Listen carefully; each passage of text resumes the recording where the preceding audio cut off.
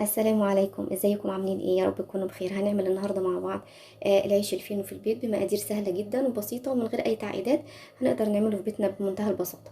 المقادير بتاعتي بسيطة جدا وسهلة. احنا هيبقى معانا نص كيلو من الدقيق ده انا هبقى نخلاه، وهيبقى معانا معلقة من الزبدة وربع كوباية من الزيت، وهيبقى معانا كيس من الخميرة، وهيبقى معانا كوبايه من الميه الدافيه. بس هو ده كل المطلوب مني. انا مش هعمل اكتر من كده. طبعا الدقيق احط عليه رشه من الملح، ونبدا نجيب الاول الخميره. قبل ما بنحط اي حاجه كده بنجيب الخميره وبنحطها في الميه الدافيه الاول، ونحط عليها معلقه كمان من السكر. يعني كيس الخميره ده نحط عليه معلقه من السكر.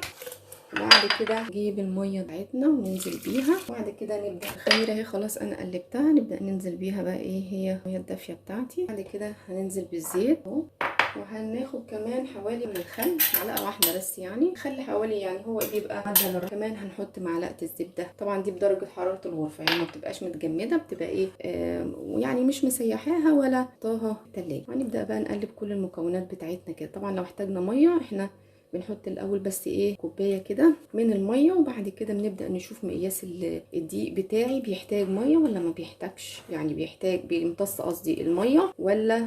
لان طبعا كل دقيق وله خاصيته في امتصاص السوائل. يعني هقلب كل كده مع بعضه وارجع. بصوا يا حبايبي، انا كده لميت العجينه اهي زي ما انتم شايفين. طبعا هقعد اعجن فيها شويه. طبعا انا لما لميتها يعني اخدت مني ميه تاني، اديتها حوالي نص كوبايه كمان. تمام. انا محتاجه العجينه بتاعتي تبقى طريه ويعني بتلزق شويه. بقى ميه صغير كده على طرف ايدينا عشان شايفين كده اهو، ونعجن. علشان انا مش عايزه تبقى ميه كتير وارجع احتاج دقيق. يعني كل ما احس انها محتاجه ميه بديها شويه ميه صغيره، بالذات بعد ما بلم العجين. يعني وانا لميت العجينه كده ابدا بقى اقلل الميه، احط حبه بحبه بحيث طبعا احنا عارفين مش عايزين العجينه تبوظ مني ولا حاجه. فاحنا بنحط واحده بس. طب هنقعد نعجن فيها قد ايه؟ طبعا عشان ما اطولش عليكم الفيديو، احنا هنعجن فيها حوالي ربع ساعه، لان انا عايزاها تبقى العجينه. بصي، فيها تلزيقه كده بسيطه، ده اللي انا محتاجاه. بس انا عايزه العجينه بتاعتي تنعم وتبقى طريه خالص كده في ايدي. كمان كل ما بتعجني فيها كل ما بتديكي نتيجه افضل. فانا هعجن فيها كده حوالي ربع ساعه. اقعدي عجني فيها كتير كده بايدك لحد لما توصلي لنعومه العجينه في ايدك، يعني تحسي ان العجينه بقت ناعمه. وانا هوريكم شكلها بعد ما اخلص عجن فيها. هعجن فيها وهرجع لكم. حبايبي اهي زي ما انتم شايفين العجينه انا قعدت اعجن فيها شويه حوالي ربع ساعه. بصوا بقت طريه وناعمه خلاص. هنحط بقى البوله، هنحط فيها شويه زيت كده في القرع ده وطها علشان تمام. اغطيها انا طبعا واسيبها في مكان دافي تتخمر. ولما تتخمر يعني ترفع او حجمها يزيد، هنرجع تاني ونشوف هنعمل ايه. خلينا تاني يا حبايبي بعد ما خلاص كده اتخمرت زي ما انتم شايفين. هنبدا بقى نفك الخيره منها كده، ونبدا نقرصها كده او نخليها كور بقى على حسب الحجم اللي انت حباه للرغيف الفينو، يعني زي ما انت حابه.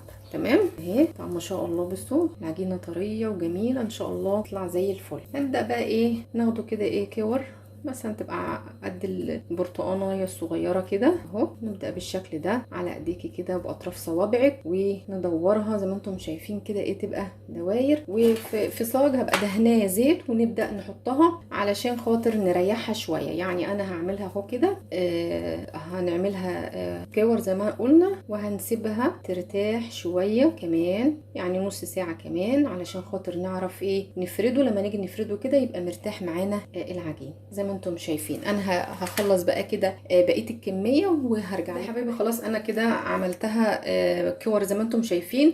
هو عمل معايا حوالي 9، هيبقى يعمل معانا 9 من ارغفه الفينو. حلو جدا طبعا، يعني نص كيلو هو هيعمل لي 9 وحدات. حلوه قوي، هي كده اقتصادي جدا في بيتنا لو عملناه. هسيبه انا بقى يريح زي ما قلت لكم نص ساعه، وبعد كده نرجع تاني نشوف هنعمل. حبايبي طبعا حجمه بعد ما ريحته الضعف زي ما انتم شايفين بالشكل ده. هنمسكه بقى كده وناخد واحده واحده طبعا ونشتغل فيها. نمسك اول واحده كده اهو، نحطها بقى ونبدا نفردها بشكل طولي كده شويه. يعني اعمليها كده بالطول شايفين كده. وبعد كده نبدا نبرمها اهو. ولما بتبرميها بتبداي تقفلي الحته اللي تحت اللي احنا برمناها كده عشان يبقى مقفل على ومن الجناب برضو، من الجنب ده ومن الجنب ده زي ما انتم ونخليها بقى من تحت، يعني الحته اللي احنا برمناها كده من تحت نخليها ايه من تحت. تمام. انا كنت عامله 2 كده اهو، هنحطهم بقى. طبعا الصاج بتاعي هيبقى اهو، حطه كده. الصاج بتاعي هيبقى دهناه شويه زيت خلاص، ونحطه زي ما انتم شايفين كده اهوت، ونرصه بالطريقه دي. طبعا هنحاول نبعد شويه عنهم علشان هو المفروض يتخمر. طبعا احنا هنسيبه يتخمر دلوقتي، وتسيبي مسافات كده بينهم علشان لما يتخمر ما يلزقش ببعض. هخلص انا بقيه الكميه كلها بقى وهرجع لكم تاني. ورجعت لكم تاني يا حبايبي بعد ما عملتهم صوابع زي ما انتم شايفين كده اهي، بطريقه سهله جدا. انا حطيتهم في قلب السيجان اللي انا هدخلهم في الفرن، وبنغطيهم طبعا علشان وشهم ما ينشفش، وبنسيبهم في مكان دافي برضو يتخمروا مره كمان، وبعد كده نرجع تاني عشان ندخله في الفرن. خليكم معايا بقى لحد ما يتخمر ونرجع. دلوقتي يا حبايبي رجعت تاني بعد ما خلاص خمرناه. بصوا ما شاء الله هو كده حجمه اتضاعف بالشكل اللي انتم شايفينه ده.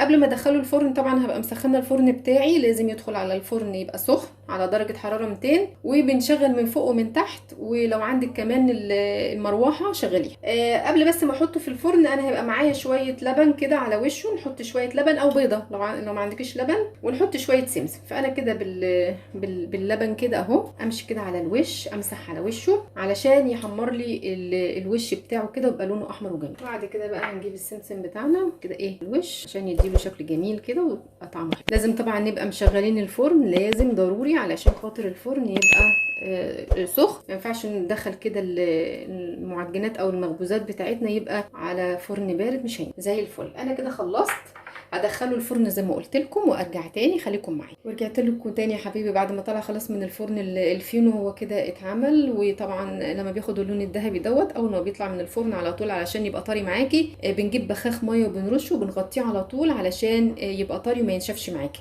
بصوا ما شاء الله الواحده جميله جدا، وبصوا طري وهش زي الفل، والتسويه بتاعته زي الفل، جميل جدا جدا. ما تنسوش بقى لو عجبكم الفيديو النهارده لايك للفيديو واشتراك بالقناه، واستنى طبعا تعليقاتكم الجميله، وهنشوفكم ان شاء الله فيديوهات تانية. يلا مع السلامه.